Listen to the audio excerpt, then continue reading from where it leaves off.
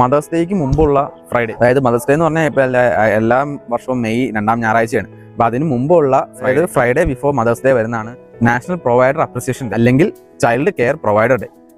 Second Friday ആയിട്ട് കൂട്ടാത്തത് എന്താണെന്ന് വെച്ച് കഴിഞ്ഞാൽ ശനിയാഴ്ച 1-ാം തീയതി വന്നു കഴിഞ്ഞാൽ, അല്ലെങ്കിൽ ഞായറാഴ്ച ശനിയോ ഞായറോ 1-ാം തീയതി വന്നു കഴിഞ്ഞാൽ സെക്കൻഡ് ഫ്രൈഡേ എന്ന് പറഞ്ഞു കഴിഞ്ഞാൽ മദേഴ്സ് ഡേ കഴിഞ്ഞേ വരുള്ളൂ. അതുകൊണ്ടാണ് മദേഴ്സ് ഡേക്ക് മുമ്പുള്ള ഡേ ആയിട്ട് നമ്മൾ ഒബ്സർവ് ചെയ്യുന്നത്. ഒന്ന് കണക്കൂട്ടി നോക്കിയുള്ളൂ. അതുപോലെ തന്നെയാണ് നാഷണൽ പബ്ലിക് ഗാർഡൻ ഡേ.